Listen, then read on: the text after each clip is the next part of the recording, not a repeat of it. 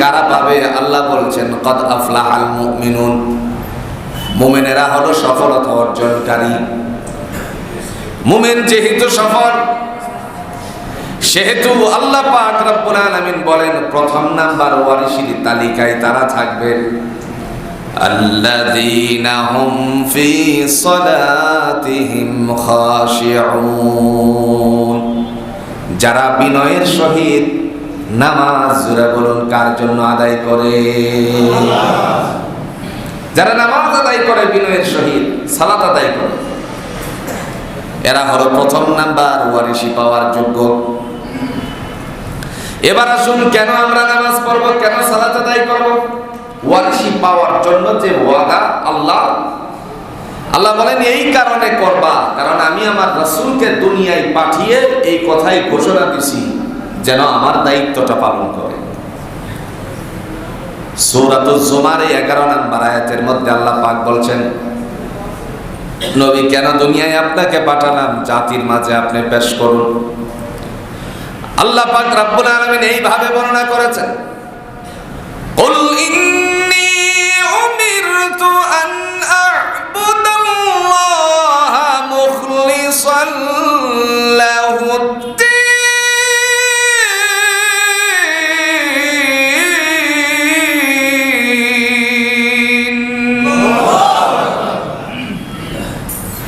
আল্লাহ রাব্বুল আলামিন যিনি ডাক দিয়ে বলেন, কুল ও নবী আপনি বলুন, ইন্নী উমিরতু, আমি আদিষ্ঠিত হয়েছি, আন আ'বুদাল্লাহ মুখলিসান লাহুদ-দীন, নিষ্ঠার সাথে কেবল আল্লাহর গোলামি করার জন্য।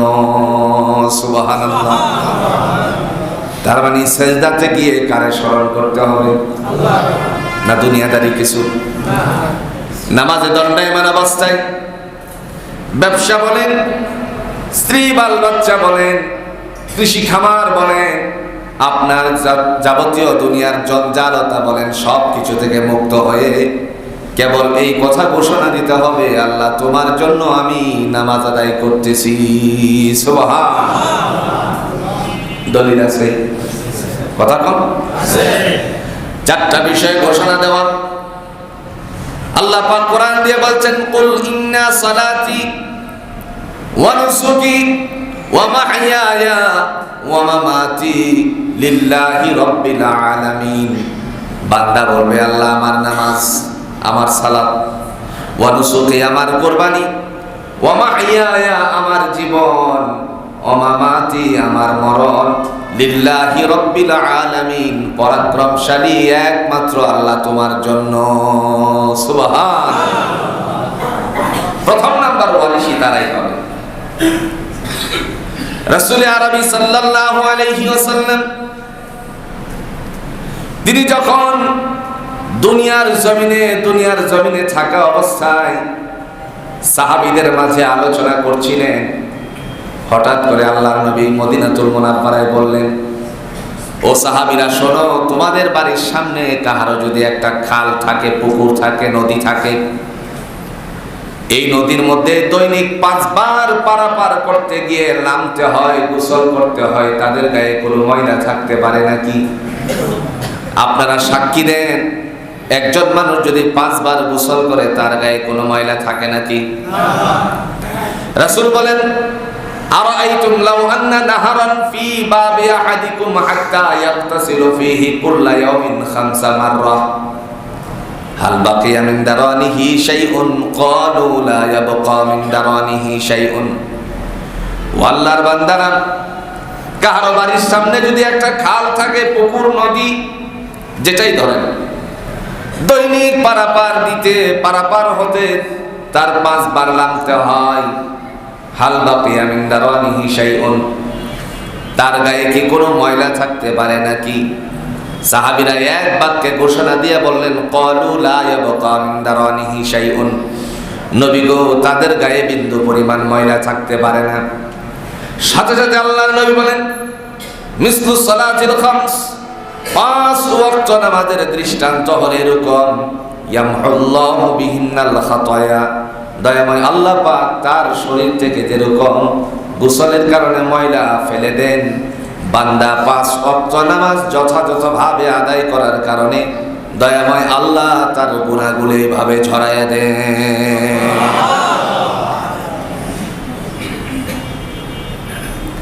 এরপর আল্লাহ পাক রব্বুল আলামিনের হাবিব আরো বলেন, মুসলমানদের ব্যানার সম্পর্কে আলোচনা করতে গিয়ে আমরা সবাই জানি মুসলমানদের ব্যানার কয়টি? জোরে কোন কয়টি? বুখারীর কিতাবুল ঈমানের অধ্যায় থেকে আবু আব্দুল্লাহ মুহাম্মদ ইবনুল ইসমাঈল রাহিমাহুল্লাহু তাআলা তিনি তার কিতাবুল ঈমানের বর্ণনা দিয়েছেন। তিনি বলেন, বুনিয়াল ইসলাম আলা খামস, মুসলমানদের ব্যানা, মুসলমানদের ভিত্তি, মুসলমানদের মূলনীতি হলো 5টি। প্রথম নাম্বার হলো শাহাদাতি আল্লাহ ইলাহা ইল্লাল্লাহ ওয়া আন্না মুহাম্মাদান আবদুহু ওয়া রাসূলুহু, সাক্ষ্য প্রদান করা আল্লাহ ছাড়া কোনো ইলাহ নাই, সার্বভৌমত্বের মালিক নাই, এই কথা বলে ঘোষণা দেওয়া মুহাম্মদ সাল্লাল্লাহু আলাইহি ওয়াসাল্লাম আল্লাহর পক্ষ থেকে রাসূল। 2 নাম্বার ওয়া ইকামিস সালাত, দ্বিতীয় নম্বরে নামাজকে বাস্তবায়ন করা।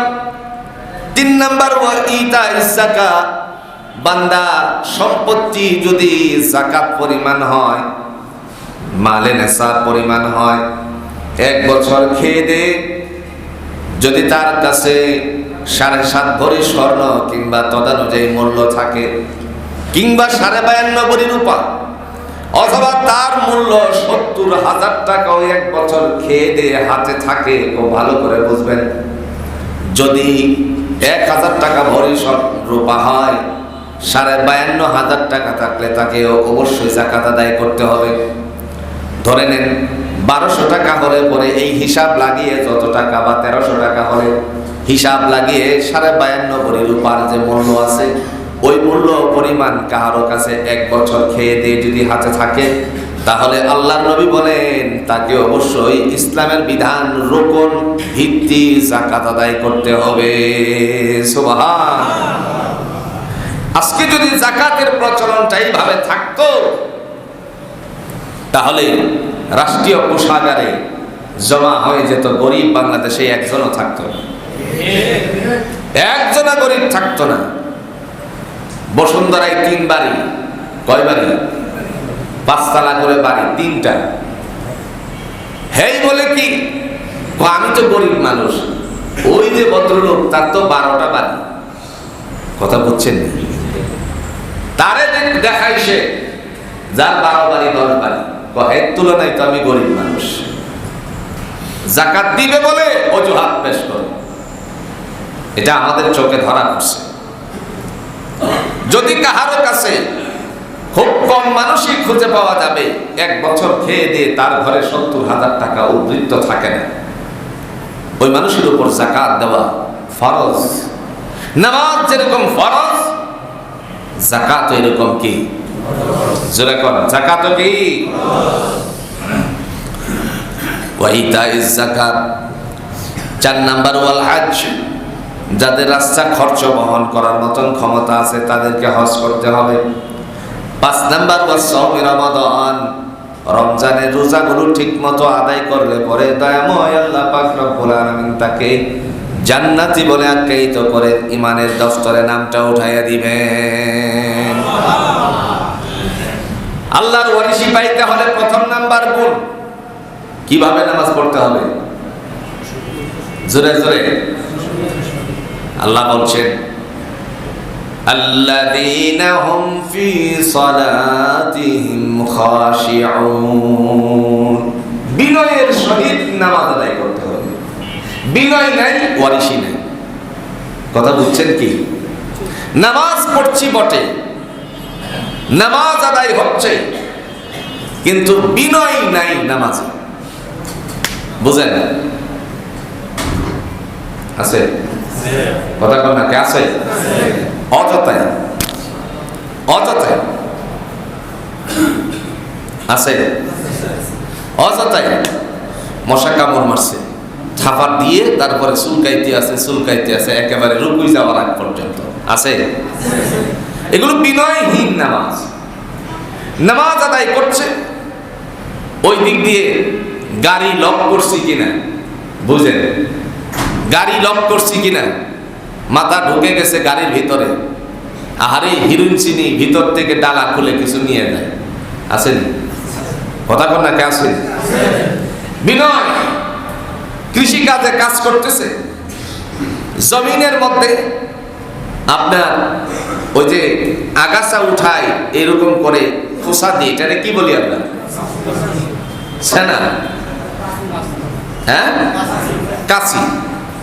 ওটাকে রেখে তারপরে নামাজে আসছে, কিন্তু দুইটা ছেলেকে দেখে আসছিল, ওরা এদিক দিয়ে আসতেছে, নামাজে এসে মনে করলো যে ছেলেরা কি আমার কাশি বা সেনাটারে দেখে নিয়ে যায়, আসেনি? কথা কর না, কে আসেনি? আবার দেখা গেল আপনারা যারা ফ্যাক্টরিতে কাজ করেন, সোয়েটার ফ্যাক্টরি হোক কিংবা আপনার গার্মেন্টস সেক্টর হোক, আপনি যখন প্রসেস মারছিলেন, এটারে কি বলে? সোয়েটার ফ্যাক্টরিতে কি মারে? কি মারে? প্রসেস। মনে করছেন আমি জানি না? প্রসেস মানলেন, কয় প্রসেসের পরে আপনার একটা নিডেলের মধ্য থেকে সোজাই যে এরকম এরকম করে বাজ উঠবে, এটা একটা মিস্টেক করে ফেলেছেন, তখন মনে নাই, নামাজে আসলে পরে আপনার মনে পড়ে গেল, চিন্তা আসলো, আরে আমার তো এটা আবার গিয়ে খুলতে হবে, আবার নতুন করে লাগাতে হবে, আসেনি?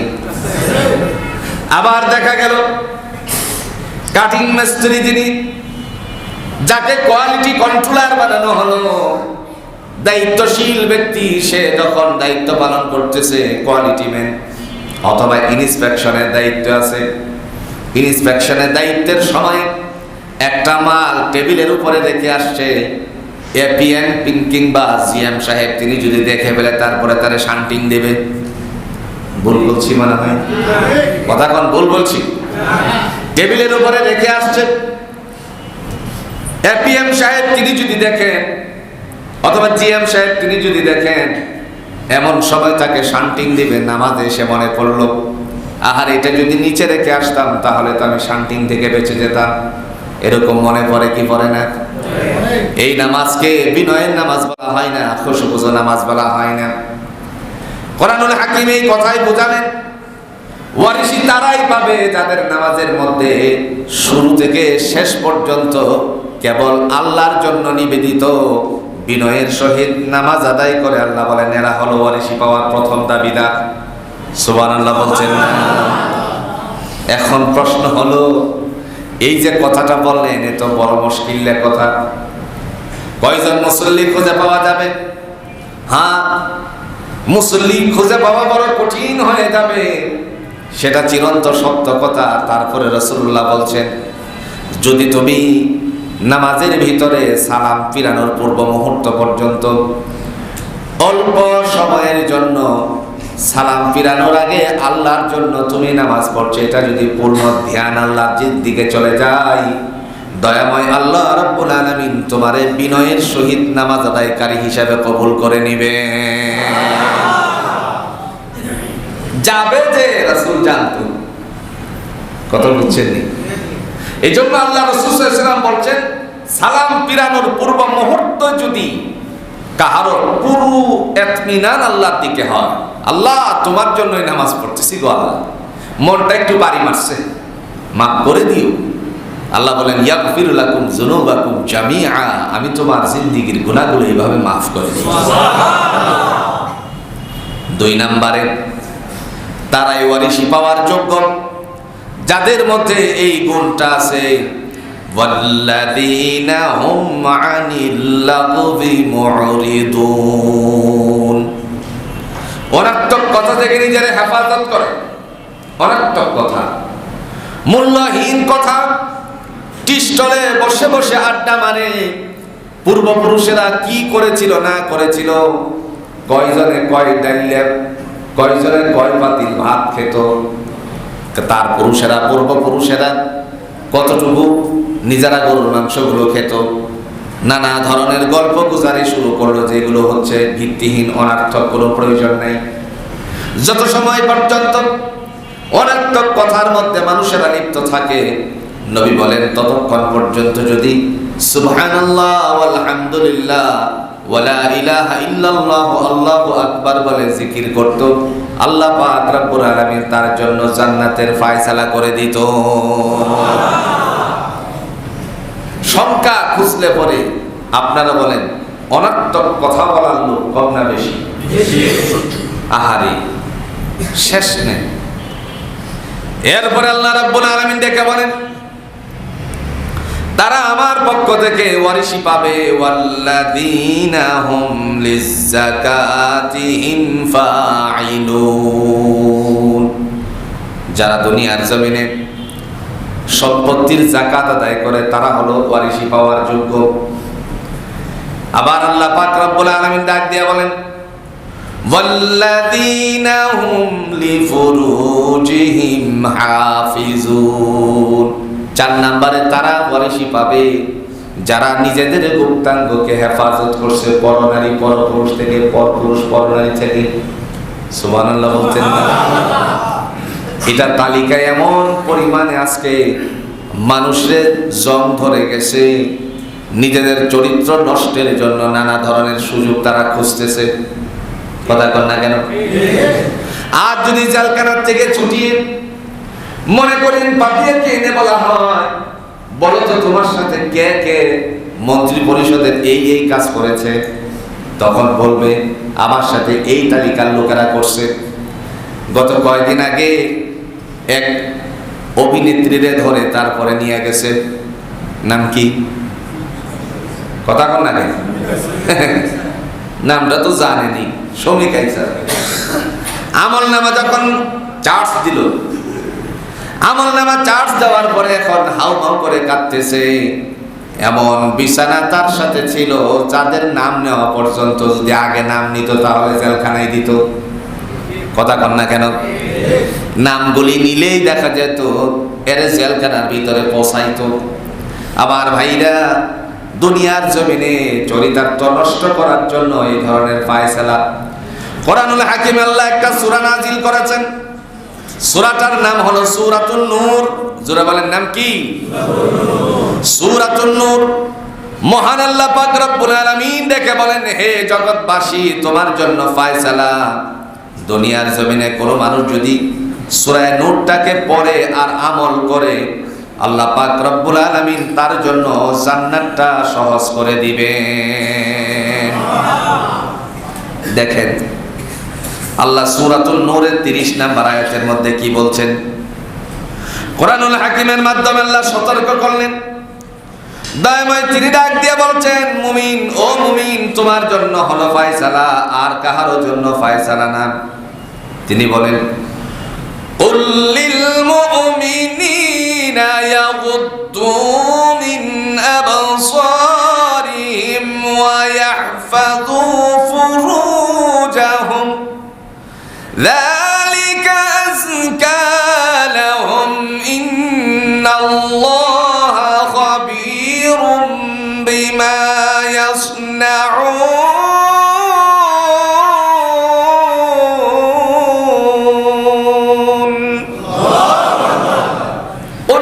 আপনি বলুন লিল মুমিনিনা ইয়াগুদ্দু মিন আবসারিহিম, মুমিনদেরকে বলুন তারা যেন তাদের চক্ষু হেফাজত করে। সুবহানাল্লাহ। চিন্তা করেন যত নষ্টের গুরি হলো আরো জোরে চোখ। বয়স কত? বয়স তো প্রায় 55-60। যদি বলা হয় বয়স কত, 55-60। আল্লাহ তুমি ক্ষমা করো, সাত দোকানে বৈশা টেলিভিশনের দিকে যে চাইছে, কথা বল ভুল বলছি?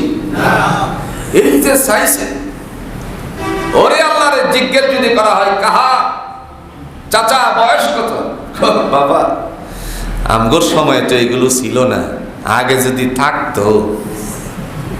বোঝেন নাই? আগে যদি থাকতো। বয়সের হিসাব মস্তিষ্কের থেকে চলে গেছে, একটা রূপরেখা তার চোখে বিদ্যমান হওয়া, ভাসমান হওয়ার কারণে তার মনেও জাগ্রত হয়েছে, আহারে আগের দিনে কইছিলি তোরা, ওই যে নাইচ দিছে। কথা বুঝছেন? এই কারণে আল্লাহ রাব্বুল আলামিন বলেন, কুল লিল মুমিনিনা ইয়াগুদ্দু মিন আবসারিহিম ওয়া ইয়াহফাযু ফুরুজাহুম। নবী আমার মুমিনদেরকে বলুন, দেখেন আল্লাহ এখানে কোনো অন্য জাতিরে ডাক দেন নাই, ইহুদিরে ডাক দেন নাই, খ্রিস্টানকে ডাক দেন নাই, বৌদ্ধকে ডাক দেন নাই, হিন্দুরে ডাক দেন নাই, মুসলিমে ডাক দেন নাই। ডাক দিয়েছেন কেবল মুসলমানের সন্তান মুসলমানদেরকে, মুমিনদেরকে ডাক দিয়েছেন ইমানদার। শোনো, এরা পোশাক পরলো কি পরলো না, ইহুদি পোশাক পরলো কি পরলো না, সেটা তোমার দেখার বিষয় নয়। খ্রিস্টান পোশাক পরলো কি পরলো না, সেটা তোমার দেখার বিষয় নয়। বুদ্ধ কি দেখা গেল পোশাক পরলো কি পরলো না, সেটা তোমার দেখার বিষয় নয়। কতটুকু ছোট করেছে, কতটুকু বড় করেছে, এটা তোমার দেখার বিষয় নয়। হিন্দু ভদ্রলোক সে কি পোশাকের ক্ষেত্রে ওই যে প্যান্ট পরলো নাকি গেঞ্জি পরলো, সেটা তোমার দেখার বিষয় নয়। তার ব্যাপারে আমার আল্লাহ বলেন, আমার কোনো কথা নাই, আমার শুধুমাত্র কথা হলো মুমিনদের জন্য। কুল ও নবী আপনি বলুন মুমিনদেরকে, লিল মুমিনিনা ইয়াগুদ্দু মিন আবসারিহিম, মুসলমানদেরকে বলুন তারা যেন তাদের চক্ষুটাকে হেফাজত করে, তারা যেন তাদের চক্ষু হেফাজত করে। পর পুরুষ পর নারী থেকে, পর নারী পর পুরুষ থেকে। আবার এই জায়গায় যদি নিজেদের চরিতার্থ নষ্ট করে তাহলে ভেজাল আছে। কেমন ভেজাল? কোরআন দলিল দেয় যুবকদের ক্ষেত্রে কথা। সূরাতুন নূরে যুবকদের জন্য আল্লাহ সুবহানাহু ওয়া তাআলা একটা ডাক দিয়েছেন। তিনি বলেন, শোনো, দুনিয়াতে যদি তোমার চরিত্রটা ঠিক রাখো, আল্লাহ তোমার জন্য একজন চরিত্রবান, চরিত্রওয়ালী নারী ঘরে ফিরাইয়া দিবেন। সুবহানাল্লাহ। আর একটু আস্তে কর সুবহানাল্লাহ। যুবকদের জন্য আল্লাহ পাক রব্বুল আলামিন ফয়সালা করে দিয়েছেন। দেখেন এইভাবে বলছেন, আল খাবিসাতু লিল খাবিসিনা ওয়াল খাবিসুনা লিল খাবিসাত ওয়াত তাইয়িবাতু লিত তাইয়িবিনা ওয়াত তাইয়িবুনা লিত তাইয়িবাত উলাইকা মুবাররাউনা মিম্মা ইয়াকুলুনা লাহুম মাগফিরাতুন ওয়া রিজকুন কারীম। আল্লাহ বলেন আল খাবিস, দেখেন, আল খাবিসাতু লিল খাবিসিন ওয়াল খাবিসুনা লিল খাবিসাত। খবিস বুঝেন তো, একটা গালি দেয় না, হে খবিস, কথা কম আছে কি? হে খবিস মানে দুশ্চরিত্র। খবিস শব্দের অর্থ কি? এই খবিস কথাটা হলো আরবি, আর এর বাংলা হলো দুশ্চরিত্র। আল্লাহ বলেন, হে জগৎবাসী শোনো, আল খাবিসাতু লিল খাবিসিন, যারা দুশ্চরিত্র সে বিবাহ করবে, যার সাথে বিবাহ বন্ধনে আবদ্ধ হবে সেও হবে দুশ্চরিত্রা। কার কথা? আর একটু জোরে কর, কার কথা? এই সূরাতুন নূরের 26 নম্বর আয়াতে কারিমার মধ্যে আল্লাহ সুবহানাহু ওয়া তাআলা বর্ণনা করেছেন, যারা দুশ্চরিত্র তারা সাথী পাবে, বিবাহের জন্য বিবি পাবে দুশ্চরিত্রা। ওয়াল খাবিসুনা লিল খাবিসাত, আর যারা দুশ্চরিত্রা নারী এরা পাবে দুশ্চরিত্র পুরুষ। তাহলে মিলছে নি? কথা কন না, কে মিলছে নি? মিলছে। তাই যারা পবিত্র তারা কি করবে? সব দুশ্চরিত্রে নিয়ে যাবে।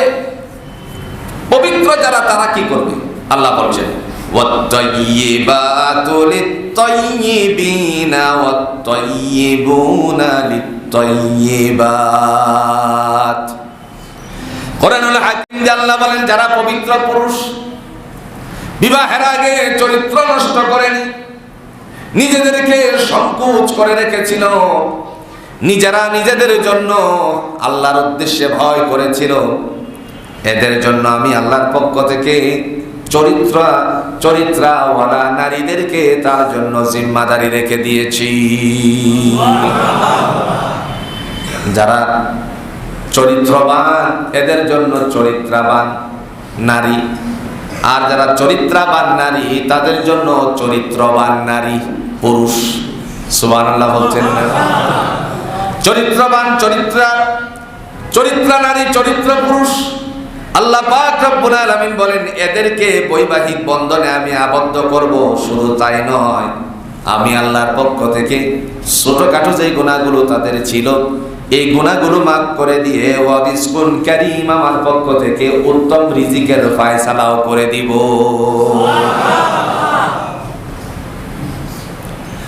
আর যদি কোনো কারণবশত চরিত্র নষ্ট করে ফেলে তাহলে আল্লাহর কোরআন বলে হ্যাঁ বলে ধর।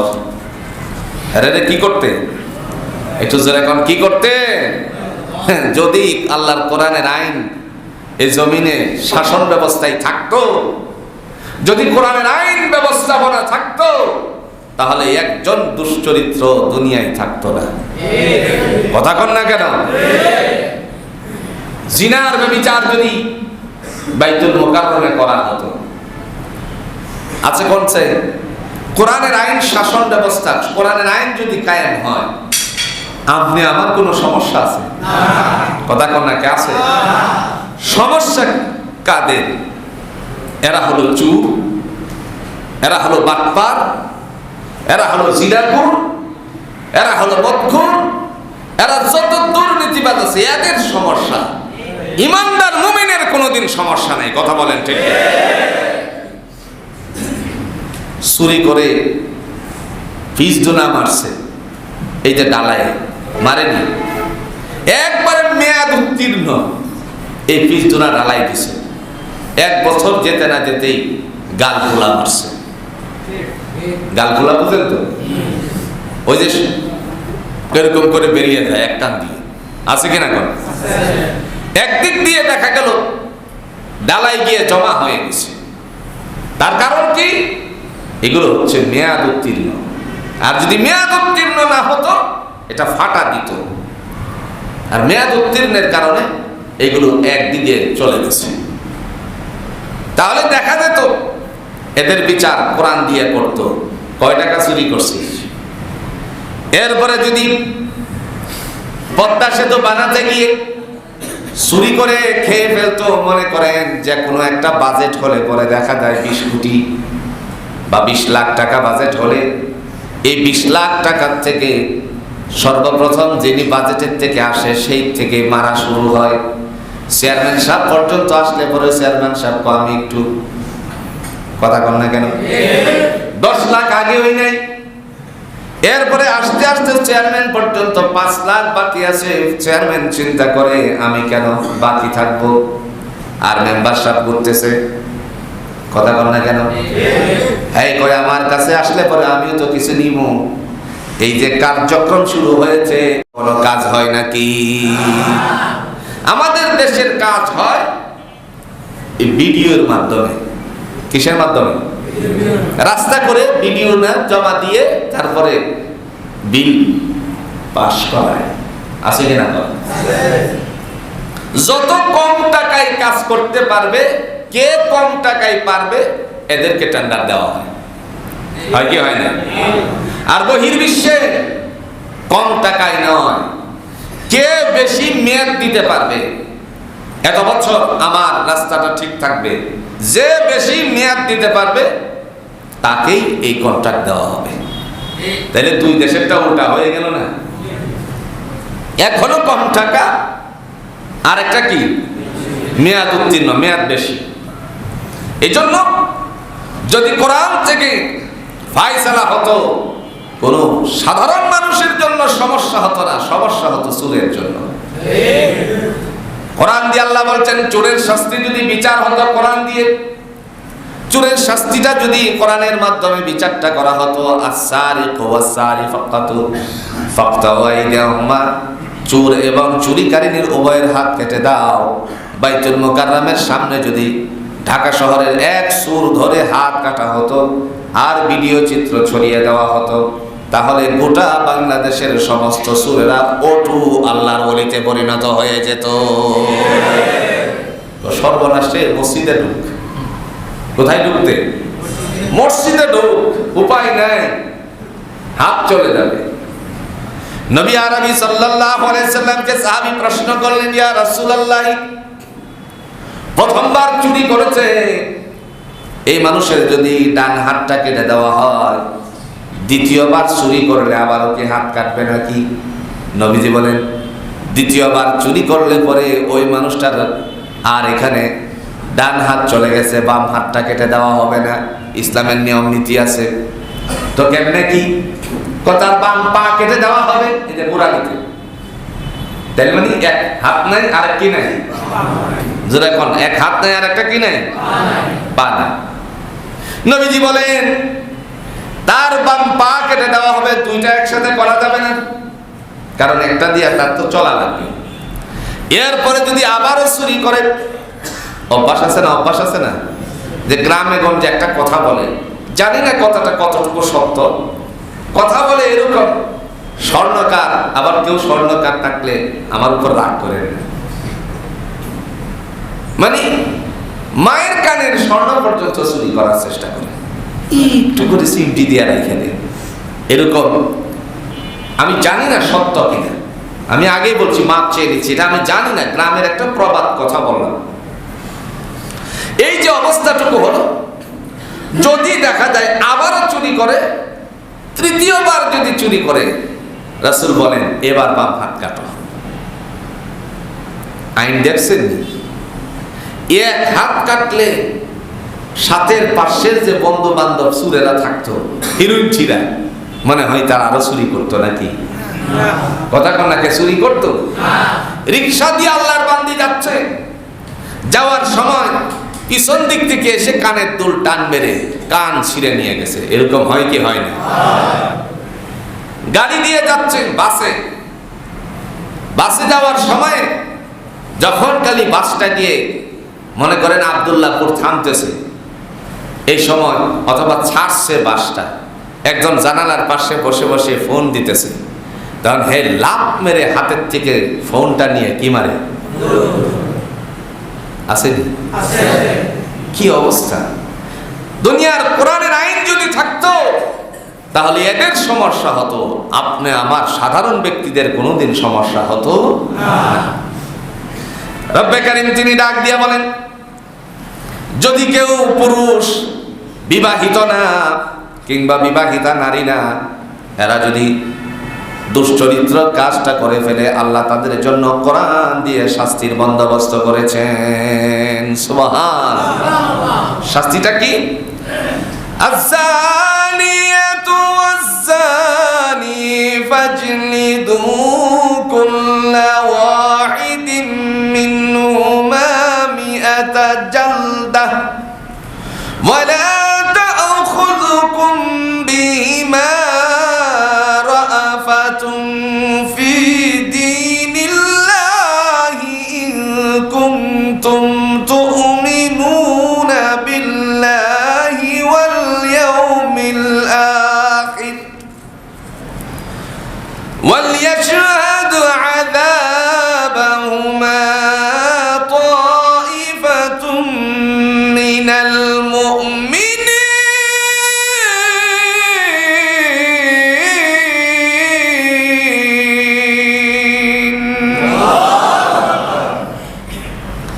মহান আল্লাহ রাব্বুল আলামিন ডাক দিয়া বলেন, আয-যানিয়াতু ওয়াজ-যানি ফাজলিদু কুল্লা ওয়াহিদিন মিনহুমা মিআতা জালদা।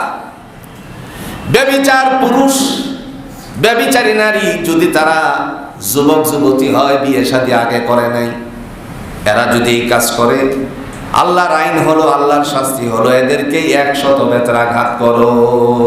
কয়শো? 100 বেত্রাঘাত যে করবে 100। এখন বেতটা কেমন হবে? কথা বল নাকি? 100 বেত্রাঘাত করলে কি হবে? কোনো সমস্যা আছে? নারিকেল থেকে চিকন চিকন জোরে কন্ত কিছু বের হয় কিনা? নারিকেলের পাতা পরে কি জোরে জোরে কি 100 যদি একসাথে করে একবারই দেয় তাই তো আদায় হয়ে যাবে নাকি? কথা কন না। এত লালি জোরে, এত লালি আদা সেন না। হ্যাঁ, এই নারিকেলের শলা দিয়ে 100 বাইন্ডিং করে একবারই দিবেন, কঠিন কালেও তা আদায় হবে না। আল্লাহর সাথে কৌশল চলবে না। আপনি মনে মনে চিন্তা করলেন তাহলে বাঁশের যে কঞ্চা আছে সেই কঞ্চাটা দিয়ে 100 বেত্রাঘাত করব, আদায় হবে না। তাহলে কেমনে আপনার দায়িত্ব পালন করতে হবে? কোরআন বলেন তোমার মুষ্টিতে ধরা যায়, কমপক্ষে মুষ্টিতে ধরা যায় এমন একটা লাঠি নিতে হবে। সুবহানাল্লাহ বলছেন না? চিন্তা করেন, মুষ্টি দিয়ে ধরা যায় একটা লাঠি। এবার এতটুকু হতে পারে, এমনও হতে পারে, আবার এইভাবে হাত আঙ্গুলের ভিতরে পড়ে এরকমও হতে পারে। আপনি কোন একটা রুল পুলিশের হাতে থাকেনি, যেটা কোন একটা থাকেনি, একদম কেমনে বাড়ি দিবে কথা বুঝেন? দূর থেকে আনার সময় ঠিক মতো আনবে, কাছে এনে আস্তে আস্তে ছোঁয়াবে, এরকম নাকি? না, আল্লাহ বলেন ফাজলিদু কুল্লা ওয়াহিদিন মিনহুমা মিয়াতা জালদা। বাড়ি দেওয়ার সময় যেন তোমার মধ্যে দয়ার উদ্রেক না হয়, যত শক্তি আছে সমস্ত শক্তি দিয়ে তারে একটা বাড়ি দিবে। সুবহানাল্লাহ বলছেন না? যদি শক্তি দিয়ে যার যত শক্তি সমস্ত শক্তি প্রয়োগ করে যদি তারে 100 বেত্রাঘাত করে, সে তো মারা যেতে পারে, আপনাদের প্রশ্ন জাগতে পারে। এটাই হলো আল্লাহর কোরআনের আইন। সে যদি মারাও যায় তারপরে তোমার শক্তি কমানো যাবে না। বড় লোকের সন্তানের বিচার হবে শিথিল, আর গরিবের বিচার হবে কঠিন, এরকম নাকি? রাসূল আরবি সাল্লাল্লাহু আলাইহি ওয়াসাল্লাম তিনি যখন মিম্বারের মধ্যে উঠছিলেন, ওঠার পরে একজন নারীর বিচার কার্যক্রম হবে জুমার নামাজের পরে। মিম্বারে উঠছেন, বিচার শুরু করবেন। দুইজন সাহাবী, একজন হলো খলিফাতুল মুসলিমিন ওমর, আর একজন হলো মুহাম্মদুর রাসূলুল্লাহ সাল্লাল্লাহু আলাইহি সাল্লামের হিজরতের সাথী হযরত আবু বকর সিদ্দিক রাদিয়াল্লাহু তাআলা আনহু। দুইজনে কানে কানে ছলা পরামর্শ করতে লাগলেন। ওমর রাদিয়াল্লাহু তাআলা আনহু ডেকে বললেন, কেউ বলেছেন আবু বকর রাদিয়াল্লাহু তাআলা আনহু ডেকে বলেছেন, ভাই আবু বকর, কিছুক্ষণ পরে যেই মহিলার বিচার করা হবে চুরির দায়ে, তার তো হাত কেটে ফেলবেন আল্লাহর নবী কোরআনের আইন প্রয়োগ করতে গিয়ে। কিন্তু ওই নারী যে কোন বংশের রাসূল তো জানে না। ডাক দিয়ে বলল, কোন বংশের? সে তো কুরাইশ বংশের নারী। যদি তার হাত কেটে দেওয়া হয় তাহলে এমত অবস্থায় কুরাইশ বংশের তো ইজ্জতটা আর থাকে না। কথা বলার পরে হযরত ওমর রাদিয়াল্লাহু তাআলা আনহু বললেন, কিংবা আবু বকর রাদিয়াল্লাহু তাআলা আনহু বললেন, তাহলে কি করা যায়, একটা উপায় বের করো না। উপায় বের করতে গিয়ে বললেন ওমর রাদিয়াল্লাহু তাআলা আনহু, নবীজি সবচেয়ে বেশি আদর করেন একজনকে, আর তিনি ছিলেন হযরত যায়েদ ইবনে হারিসা রাদিয়াল্লাহু তাআলা আনহুর সন্তান, নাম ছিল উসামা। নাম কি? আবার উসামা বিন লাদেন না, কিন্তু নাম ছিল কি? উসামা। ডাক দাও উসামাকে। উসামাকে ডাকা হলো। ডাকার পরে বলল, উসামা তুমি কি তোমার নানা জানের কাছে, দাদা জানের কাছে একটা সংবাদ পৌঁছাতে পারবে নাকি? নবীজির কাছে পৌঁছাতে পারবে নাকি? কি তিনি বললেন, কি সংবাদ পৌঁছাতে হবে? এমত অবস্থায় দুইজন মিলে বলল, শুধু কানে কানে গিয়ে বলবে যে কুরাইশ বংশের নারী বিচারের কাঠগড়ায় দাঁড়াইছে, ওই নারীর হাত কাটা হলে তারপরে কুরাইশ বংশের ইজ্জত চলে যায়। আপনার সাহাবীরা অনেক খুশি হয়ে যায় তার বিচারটা যদি একটু শিথিল করা হয়। তার মানে হাত না কেটে আঙ্গুলের একটু অংশ যদি কেটে দেন তাহলে সাহাবীরা খুশি হয়ে যায়। এই কথা নিয়ে যখন আল্লাহর বান্দা উসামা মিম্বারের কাছে গেল, যাওয়ার পরে নবীজি ডাক দিয়া বললেন, উসামা এই মুহূর্তে তুমি কেন? মুখটারে কানের কাছে নিয়ে বলছে, দাদা যান, কিছুক্ষণ পরে যেই নারীর বিচার করা হবে এই মহিলা হলো কুরাইশ বংশের, যদি তার হাত কাটা হয় তাহলে কুরাইশ বংশের মানুষের ইজ্জত চলে যায়। আপনার সাহাবীরা অনেক খুশি হয়ে যায় যদি তার বিচারটা একটু শিথিল করা হয়, একটু আঙ্গুল কেটে দিয়ে। বলা মাত্রই রাসূলুল্লাহ সাল্লাল্লাহু আলাইহি ওয়াসাল্লামের চেহারা মোবারক লাল হয়ে গেল। আল্লাহর নবী সাথে সাথে মিম্বর থেকে দাঁড়িয়ে গেলেন, দাঁড়িয়ে গিয়ে বলতে লাগলেন, কারণ সে তো নাম বলে নাই, শুধুমাত্র বলছে আপনার সাহাবীরা খুশি হয়। সাথে সাথে ডাক দিয়া বলছেন, কে আমার কাছে তোমরা ওসামারে পাঠিয়েছো? ওয়াল্লাহি বিল্লাহি তাল্লাহি, আল্লাহর শপথ করে বলি, আমার মেয়ে ফাতেমাও যদি চুরির কারণে আজকে বিচারের কাঠগড়ায় আসতো, তাহলে আমি তার হাত কেটে আল্লাহর কোরআনের আইন বলবৎ রাখতাম।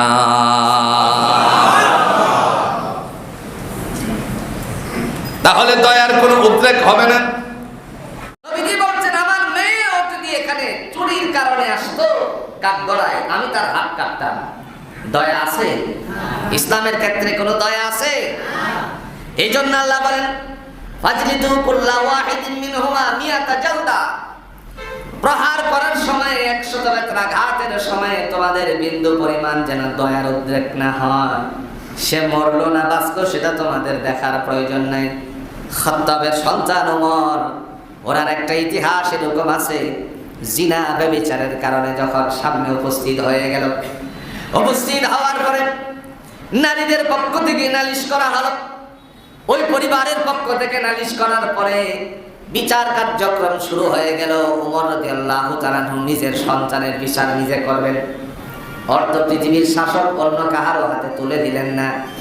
100 বেত্রাঘাত করতে গিয়ে 99টা আঘাত করার পরে দুনিয়ার জমিন থেকে বিদায় হয়ে গেছে। এমন সময়ে আল্লাহ পাক রব্বুল আলামিনের বান্দা জানাজা কমপ্লিট করার পরে যখন কবরস্থ করা হলো, কবরে রাখার পর হঠাৎ মাথায় গেল একটা তো কেবল বাকি আছে, এর আগেই তো সে মারা গেছেন। দৌড় দিয়ে লাঠিটা নিয়ে আবার কবরের উপর গিয়ে একটা মারলেন। সাহাবীরা প্রশ্ন করলেন, ওগো ওমর, আপনি এটা কি করলেন? খলিফাতুল মুসলিমিন ওমর, আপনি এটা কি করলেন? তিনি ডাক দিয়ে বললেন, আমি যে 99টা বেত্রাঘাত করেছি, আমার সন্তানের যতটুকু কষ্ট হয়েছে, একটা বেত্রাঘাত যদি আল্লাহ তার জন্য ফায়সালা কিয়ামতের ময়দানে করে, লোকেদের সামনে একটা বেত্রাঘাত করে, তার চেয়ে হাজারো হাজারো হাজারো হাজারো গুণে বেশি তার কষ্ট হবে। এই কারণে আমি কবরের উপরে আরেকটা মেরে দিয়ে তারপরে বিচারটা শেষ করে দিলাম। আমার ভাইরা, মহান আল্লাহ পাক রব্বুল আলামিন ডাক দিয়া বলেন, যেন তোমাদের দয়া আর উদ্রেক না হয়। এই জন্য আল্লাহ পাক বলেন, জগতের মানুষেরা ওয়ারিসি তারাই পাবে। ওয়ারিসিটার নাম আপনারা সাক্ষী দিয়েছেন, জান্নাতুল ফেরদাউস। এদের মধ্যে 4র্থ নাম্বারের গুণের অধিকারী যারা হবে, ওয়াল্লাযীনা হুম লিফুরুজিহিম হাফিজুন।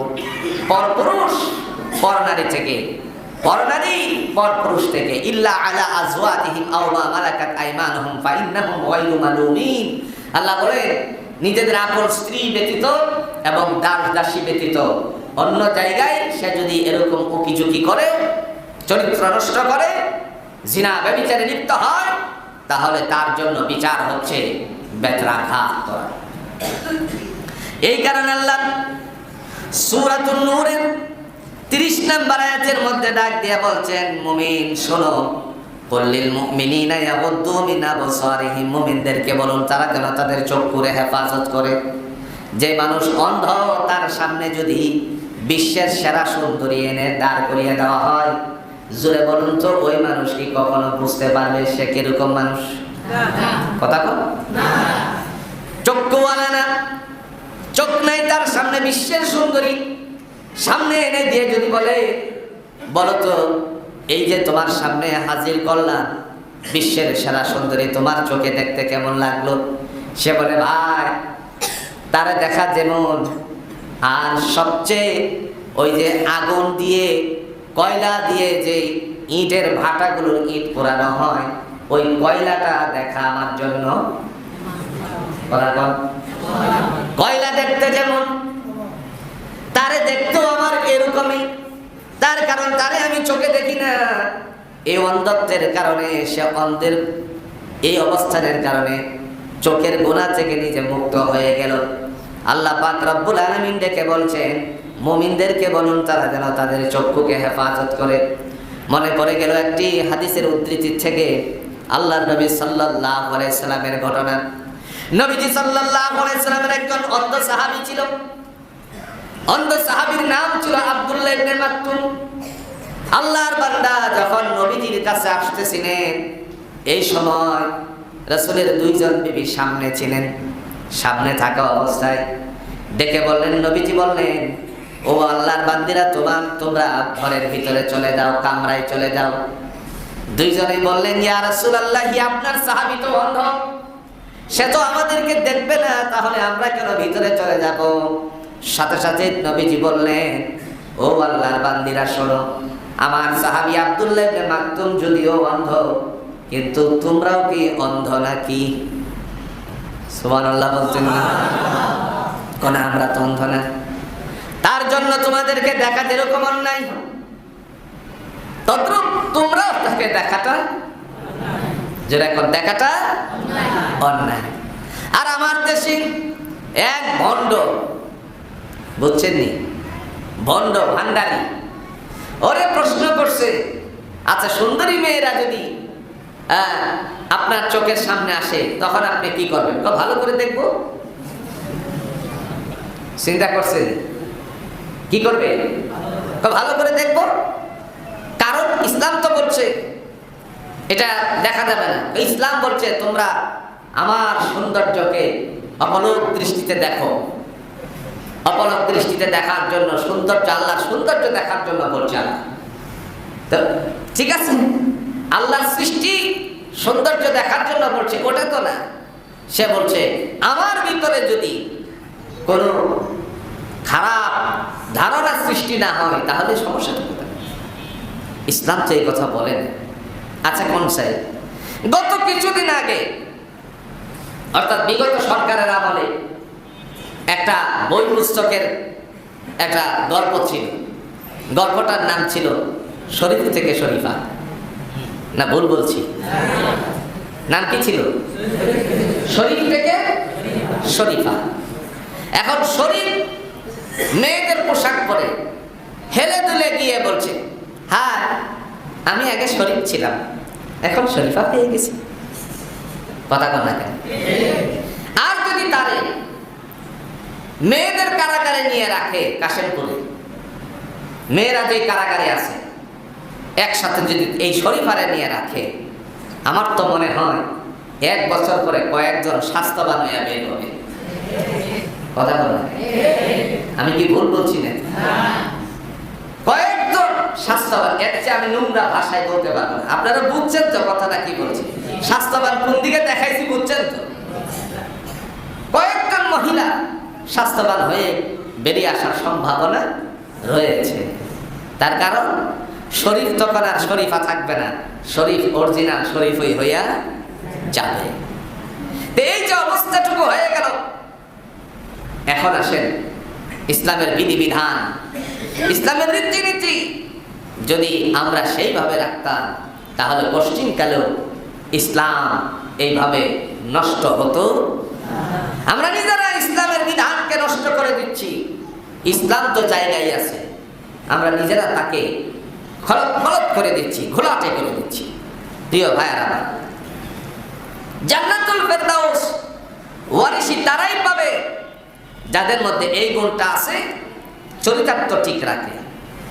এরপরে আল্লাহ পাক রব্বুল আলামিন তিনি কোরআনুল হাকিম দিয়ে ঘোষণা দিলেন, এরা হলো জান্নাতের ওয়ারিসি পাবে যাদের মধ্যে এই অপেক্ষাটা আছে। আর 5 নাম্বার গুণটা আছে। 5 নাম্বার গুণ কি? দুনিয়ার জমিনে তার কাছে যদি কোনো আমানত রাখে, আমানতের কোনো খেয়ানত করে না। কোরআন দিয়ে আল্লাহ বলছেন, ওয়াল্লাযীনা হুম লিআমানাতিহিম ওয়া আহদিহিম রাউন। যদি কারো কাছে কোনো গচ্ছিত রাখে, আমানত, ভাই তোমার কাছে 10,000 টাকা রাখলাম, এখানে একটু রাখেন, তারপরে কথাগুলো বলছি। প্রত্যেক জমায় আপনাদেরকে কষ্ট দেওয়া হয়, লাইনে লাইনে আপনাদের কাছ থেকে কিছু কালেকশন করা হয়। আমি আশা করছি আপনারা বিগত জমা থেকে একটু বাড়িয়ে দেওয়ার চেষ্টা করবেন, ইনশাআল্লাহ বেরিয়ে যাবেন। এবার আলোচনার মধ্যে থাকি। মহান আল্লাহ পাক রব্বুল আলামিন তিনি ডাক দিয়ে বলছেন, যাদের কাছে আমানত দেওয়া হয় এই আমানতের খেয়ানত করে না। কি করে না? 10,000 টাকা দিল, যেইভাবে তার কাছে 10,000 টাকা দিল, যে সুতা দিয়ে বেঁধে দিল, সেই সুতায় বাঁধা টাকাটা তাকে ফেরত দিতে হবে। এখন এই কথা যদি মসজিদ কমিটির, আপনাদের মসজিদের কথা বলছি না, বাংলাদেশের অন্যান্য মসজিদের কথা বলতেছি, মসজিদ কমিটির ক্যাশিয়ার সাহেবকে বলা হয় যে আপনার কাছে যে আমানতের টাকাটা দেওয়া ছিল, মানে মসজিদের টাকাটা রাখা হয়েছিল, এটা দেখান, কথা কর না কেন? তখন কি করবে? জোরে কর না কে? কি করবে? খায়াল আইছি। হ্যাঁ, যদি ইন্তেজামিয়া কমিটি চাহিদা মাত্র দিতে বাধ্য থাকে, যে টাকার মধ্যে লেখা আছে চাহিদা মাত্র দিতে বাধ্য থাকে, 50,000 টাকা মসজিদের ক্যাশ জমা আছে, এক জায়গায় রাখলে পরে এটা আপনার ময়লা হয়ে যায়, টাকাগুলি রাখলে ওই যে সাদা সাদা হয়ে যায় কি যায় না, সেটা নষ্ট হয়ে যাওয়ার সম্ভাবনা আছে। সেই ক্ষেত্রে ওই আল্লাহর বান্দাকে যদি অনুমতি দেওয়া হয় যে হ্যাঁ আপনি যে কোনো কাজে ব্যবহার করতে পারেন, তবে চাওয়া মাত্রই দিয়ে দিতে বাধ্য থাকিবেন, গরিমসি করা যাবে না, 1 ঘন্টা পরে দিচ্ছি এরকম কোনো কথা বলার সুযোগ, তাহলে ওকে কথা বলছেন। তবে ওইটাই হলো উত্তম, 1 পেছানোর জমা 1 পেছানোর থেকে দিয়ে দেওয়া। এখন আসেন, দোকানের থেকে বাকি নিছে, বাকি খাই কি খাই না? কথা কন না, কে খাই কি খাই না? 2,000 টাকা জমা হয়েছে, 5,000 টাকা জমা হয়েছে, পরে দেখা গেল বেতন পাওয়ার পর এই দোকানের কাজ দিয়ে যায় না, আরেক দোকান থেকে বাকি করতেছে। এরকম পাবলিক মনে হয় নাই? একটু জোরে কর, মনে হয় নাই? ওরে বিশ্বাস করে বাকি খাওয়াইছে, বিশ্বাস করে কি করছে? বাকি খাওয়াইছে। এরপরে 10,000, 5,000, 2,000, 3,000 টাকা হলে পরে সে এই জায়গা থেকে না নিয়ে অন্য দোকান থেকে বাকি নিচ্ছে। বেতন হওয়ার পর দেখা গেল তাকে যদি জিজ্ঞেস করা হয়, তবে কি এই দোকানে আমার দোকানের কাছে দিয়ে আসো না, টাকা দাও, খুব বড় বিপদে আছে, তো টাকা দিতে পারবে না, বিপদে আছো, ভালো কথা, এদিন কি না খেয়েছিলে নাকি? না, কত থেকে মালামাল কিনছো? তো আমি ঢাকা থেকে আসার পথে এই কয়েক টাকা পকেটে আসছিল, তখন এই জায়গা থেকে নিয়ে আসছি, গরিমসি কথা। এই জন্য আমানতকে যারা খেয়ানত করে না, আল্লাহ বলেন এরা হলো জান্নাতুল ফেরদাউসের ওয়ারিশ পাওয়ার যোগ্য। মক্কা এবং মদিনার ইতিহাস, বিশেষ করে মদিনায় আল্লাহর নবী যাওয়ার পরে বাগানের খাজুর এবং খুরমাগুলোকে কাদের কাছে গচ্ছিত রাখবে, এরা অনেক পেরেশান হয়ে গেল। এখন তো বর্তমান সময়ে কোল্ড স্টোর আছে কিনা, কোন কথা কন নাকি, আছে কিনা? আগেকার সময়ে কিরকম কোল্ড স্টোর ছিল নাকি? ছিল না। কোন জায়গাতে রাখবে? যেখানেই রাখে সেখানেই নষ্ট হয়ে যায়, খেয়ে ফেলে চোরেরা। কোথায় রাখবে, কোথায় রাখবে? মক্কার ইহুদিরা, মদিনার ইহুদিরা তারা সলা পরামর্শ করলো, একজনের কাছে রাখা যায়, সেই মানুষটা হলো আল আমিন, সত্যবাদী। জোরে কোন সুবহানাল্লাহ। তিনি কে? মুহাম্মাদুর রাসূলুল্লাহ সাল্লাল্লাহু আলাইহি ওয়াসাল্লাম। একদিন আল্লাহর হাবিবের কাছে এক টুকরি খাজুর নিয়ে আসলো। নিয়ে আসার পরে আল্লাহ পাক রব্বুল আলামিনের বান্দা তিনি যখন ঘরের মধ্যে আমানত রাখলেন, 2টা খাজুর খাওয়ার জন্য, 2টা খাজুরের জন্য হযরত হাসান এবং হুসাইন রাদিয়াল্লাহু তাআলা আনহুমা দুইজনের চাহিদা হওয়ার পরে আল্লাহর নবী ডাক দিয়ে বলছেন, দুনিয়ার জমিনে যদি তোমরা আল্লাহর ওয়ারিসি পাওয়ার যোগ্যতা অর্জন করতে চাও তাহলে এখানে হাত দিও না, কারণ এটা হলো আমানত। নবীজি যাদের কাছ থেকে আমানত নিতেন, যারা রাসূলের কাছে মাল গচ্ছিত রাখতেন, সবাইকে দয়াময় আল্লাহ পাক রব্বুল আলামিনের বান্দা ফাই টু ফাই করে আমানতগুলো বুঝিয়ে দিতেন। আল্লাহ পাক বলেন, ওয়াল্লাযীনা হুম লিআমানাতিহিম ওয়া আহদিহিম রাউন। দুনিয়ার জমিনের ফয়সালা হলো মহান আল্লাহ পাক রব্বুল আলামিন দেখে বলেন, ওয়াল্লাযীনা হুম লিআমানাতিহিম ওয়া আহদিহিম রাউন। যারা আমানত থেকে খেয়ানত করে না, ৬ষ্ঠ নাম্বার তালিকায় হলো তারা, ৫ম নাম্বার তালিকায় হলো তারা। এবং যারা ওয়াদা করার পরে ওয়াদার বরখেলাপ করে না, শরীয়ত সম্মত কোনো কারণ ছাড়া। যেমন মনে করেন আপনি একজনের ওয়াদা করেছেন, দুপুর বেলায় আপনার এখানে আসবো আমি, কিন্তু দেখা গেল যাওয়ার সময়ে এক জায়গায় একটা অ্যাক্সিডেন্ট হয়েছে। এটা অ্যাক্সিডেন্ট দেখেই আপনি মাথা ঘোরান দিয়ে পড়ে গেছেন, এরকম হয় কি হয় না? মাথা ঘোরান দিয়ে পড়ে গেছেন, আপনাদের ধরাধরি করে পানি ঢাললো, পানি ঢালার পরে আপনাকে বাসা পর্যন্ত পৌঁছিয়ে দিল, আপনি যেতে পারলেন না। সেই জায়গায় আপনার ওয়াদার বরখেলাপ হয় নাই, কারণ শরীয়ত সম্মত কারণ ছিল। আবার যদি মনে করেন একজনকে ওয়াদা করেছেন দুপুর বেলায় আপনার বাসায় এসে আমি খাবো, এই মুহূর্তে আপনি দেখা গেল দুপুরে আসার আগেই পেটের মধ্যে ফুড পয়জন হয়ে গেছে, হয় কি হয় না? টয়লেটের মধ্যে খালি দৌড়াদৌড়ি শুরু হয়ে গেল, আপনি তার বাসায় কেমনে যাবেন? নিজের বাসায় তো ঠিক থাকতে পারতেছেন না, একবার টয়লেটে আরেকবার বিছানায়। এমন অবস্থায় সেখানে যেতে পারলেন না, একটু ফোন দিয়ে জানিয়ে দিলেন, এখন তো ফোনের যুগ, জানিয়ে দিলেন অসুস্থ হয়ে পড়েছি। সুতরাং এই জায়গাটার মধ্যে আমার ওয়াদা করার পরে ওয়াদার বরখেলাপ হবে না। যদি কোনো কারণ না থাকে, এমনিতেই আপনি সেখানে অ্যাটেন্ড করলেন না, ওয়াদা দেওয়ার পরে এরা কোনোদিন জান্নাতুল ফেরদাউসের ভাগীদার হতে পারে না। ৭ম নম্বরে আল্লাহ পাক বলেন তারাই হবে জান্নাতের ভাগীদার। তারা কারা? ওয়াল্লাযীনা হুম আলা সালাওয়াতিহিম ইউহাফিজুন। ওয়াক্ত মতো নামাজকে সংরক্ষণ করে, হেফাজত করে। বুঝেন, ওয়ারিসি পাওয়া কিন্তু সাধারণ নয়। ওয়াক্ত মতো যদি সে সালাত আদায় না করে, খালাস, ওয়ারিসি পাবে না। এখন চিন্তা করে দেখেন আমাদের ওয়াক্ত কখন হয়, আমরা কখন নামাজ পড়ি? বুঝছেন নি ভাই? কখন ওয়াক্ত হয়, কখন আমরা নামাজ পড়ি? ফজরের নামাজ বলেন তো, আজান হয়েছে, এরপরে আধা ঘন্টা আমাদের পার হয়ে যায়, আরো বেশি। হুজুর ঘুম থেকে উঠতে পারি না, আরো 10 মিনিট আগায় দেন, মানে আরো 10 মিনিট পিছান, এরপরে নামাজ হবে। এখন ইমাম সাহেব চিন্তা করলেন, হাই হাই কয় কি, যাই হোক, নয়তো আবার যাই ঝামেলা আছে, ঝুট ঝামেলার জন্য কাছে, ঠিক আছে আপনারা যেভাবে সুন্দর মনে করেন সেভাবেই করেন, খালাস।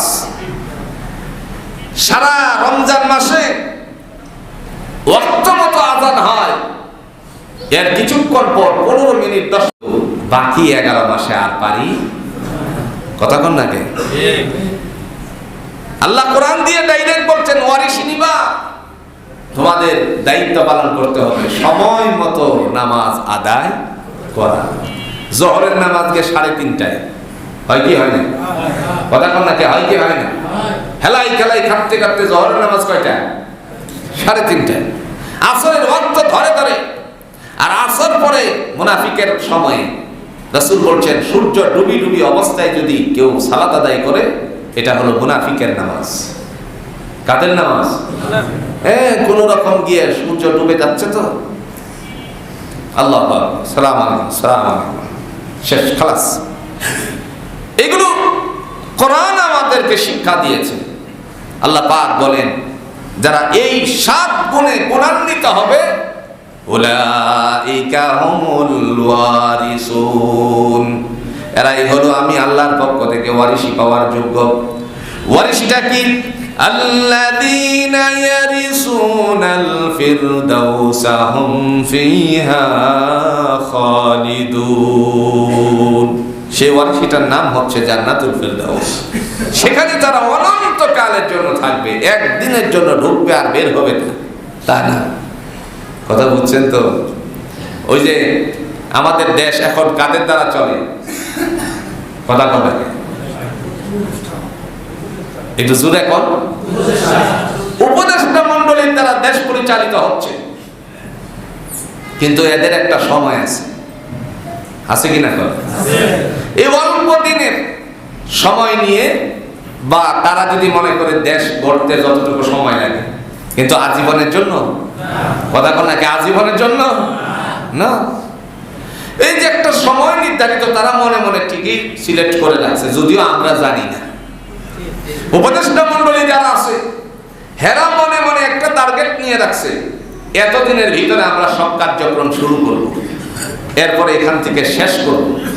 এটা পাবলিক জানে না, রাজনৈতিক দলগুলো জানে না, যার কারণে রাজনৈতিক দলের একালি কইতেছে ছাড়াই করেন, চালাচালি করেন, চালু করেন, দেশটা সুন্দর করেন, নির্বাচন দেন, হাতে হস্তান্তর করেন। আমাদের পিপাসা লাগছে, খাউনের টাইম যাইতেছে না, কথা কন না কেন? পিপাসা লাগছে, খাউনের টাইম যাইতেছে না। 17 বছর তারা খেয়ে গেছে, আমরা এখন বড় বিপদে আছি, আমাদের গলা শুকিয়ে গেছে, একটু খাউনের বন্দোবস্ত করেন, আছে কিনা? রাগ করছেন? কথা কোন রাগ করছেন? এটাই বাস্তবতা, এটাই বাস্তবতা। একদল গেছে, আরেক দল গেছে, আর বয়ে পড়ছে। এই বাস স্ট্যান্ড ওনার, এই ফ্যাক্টরি ওনার, জুট ওনার, এটা ওনার, এটা ওনার। মা হলোটা কি? ওই যে এক দাদা গেল আর এক দাদা আসলো। এটাও থাকতো না যদি আল্লাহর কোরআনের আইন দেশে চালু হতো। প্রিয় ভাইরা, ইসলাম বলে আমাদেরকে তোমারে সঠিক একটা রাস্তা দেখাবো, সেই রাস্তাটার নাম হলো ইহদিনাস সিরাতাল মুস্তাকিম। যেই সঠিক সোজা রাস্তা, সেই রাস্তাটাকে চেয়েছিলেন আমার রাসূল, বলতেছেন আমার সাহাবীরা, আমি চাইছিলাম সিরাতাল্লাযীনা আন'আমতা আলাইহিম। আমরা চাই আল্লাহ যেই রাস্তাটার উপরে তুমি নিয়ামত দান করছিলে, তোমার নবীরা চলছিল, তোমার নবীর সাহাবীরা চলছিল, এই রাস্তাটাই আমাদেরকে পরিচালিত করো। কোরআন বলে এটাই তোমাদেরকে দেওয়া হতো, কিন্তু এটা দেওয়ার যদি পরিবেশ না হয়, সোজা রাস্তায় চলার যদি পরিবেশ না হয়, তাহলে ওয়াল্লাহি বিল্লাহি তাল্লাহি, আল্লাহর শপথ করে বলি, যেরকম একটা চেয়ার ছাড়ছে আরেক দল চেয়ারে উঠবে, ওঠার পরে সেই সে। কথা বলছেন? কারণ পিপাসা তো কি, জোরে কোন না, আমার মতন কোন, পিপাসা তো এটা খাইতে তো হবে, পেটে ক্ষুধা, কি করবেন আপনি? তারে খাওয়া দিবেন না। কিন্তু ইসলাম হলে পরে নিজে না খেয়ে অন্যরে খাওয়াও। জোরে কোন না সুবহানাল্লাহ। খলিফাতুল মুসলিমিন ওমর ইবনুল খাত্তাব রাদিয়াল্লাহু তাআলা আনহু, অর্ধ পৃথিবীর শাসক, ভালো করে মাথায় ঢুকান, অর্ধ পৃথিবীর শাসক খলিফাতুল মুসলিমিন ওমর দাত্রীর কাজ করবে, নিজের বিবিরে নিয়ে গেছে। চিন্তা করেন, দায়ের কাজ করবে, ইহুদির ঘরে চলে গেছে, আর নিজের আপনার যাবতীয় যা কিছু সরঞ্জাম, জয়তুনের তেল নিছে, জব নিছে, খাজুর নিছে, কোরমা নিছে, এগুলো নিয়ে ইহুদির দ্বারের সামনে উপস্থিত। ইহুদি বলতেছে যে আপনিও পুরুষ, আমিও পুরুষ, আপনারা বললে লাভটা কি হবে? তিনি বলছেন বলো না দেখি উপকারে আসতে পারি কিনা। অনেক লম্বা ঘটনা, আমি ঘটনার দিকে যাচ্ছি না। সাথে সাথে বলল যে আমার বিবি হামেলা, গর্ভবতী, প্রসব ব্যথায় অস্থির, নারীর প্রয়োজন, দাত্রীর কাজ করবে, দায়ের কাজ করবে। উনি গিয়ে ওনার বিবিরে গিয়ে বলছে চলো তোমার জন্য আল্লাহর জান্নাত কিনে আনছি। অর্ধ পৃথিবীর শাসক তিনি বলছেন তোমার জন্য আল্লাহর জান্নাত খরিদ করে নিয়ে আসছি। আর হেরা কি করত? হ্যাঁ বললে আবার কি, অতঃপর কাজ করলেন, এরপরে বলছেন তুমি আগামীকালকে খলিফার দরবারে যেও, তোমার জন্য কিছু করা যায় কিনা দেখবো। রাতের বেলায় ইহুদি আল্লাহর বান্দা উমর রাদিয়াল্লাহু তাআলা আনহুকে চিনে নাই, না চিনার কারণে যখন তিনি চলে আসছেন, সকালবেলায় আসছে, যখন দেখলেন যে একটা কুরসির মধ্যে বসা, এমন সময় একটা সামনের দিকে যায় আর এক কদম পিছনে যায়। সর্বনাশ, রাতের বেলায় তো এই মানুষটাই আমার কাছে বসা ছিল, তারই তো আমি বিরক্ত করছি। কথা বুঝছেন তো? এই সময় উমর রাদিয়াল্লাহু তাআলা আনহু ডেকে বলছেন, ভাই তুমি কেন পিছাচ্ছ? তোমার তো কোনো দোষ নাই, তোমার কোনো দোষ নাই, দোষ হলো আমার। আমি কেন তোমার কাছে আরো আগে গেলাম না? যদি আমি তোমার কাছে আরো আগে যেতে পারতাম তাহলে তোমার বিবির কষ্ট কম হতো, পেরেশানি তোমারও কম হতো। আমি কি জবাব দিব আল্লাহর কাছে, এই চিন্তায় আছি। সুবহানাল্লাহ বলতে সোনালী শাসন ছিল, এই সোনালী শাসনের দিন আমার বন্ধুরা অপেক্ষা করছে কোরআনের আলোকে। আল্লাহ আমাদের সবাইকে সহি কথাগুলো বুঝে আমল করা তৌফিক দান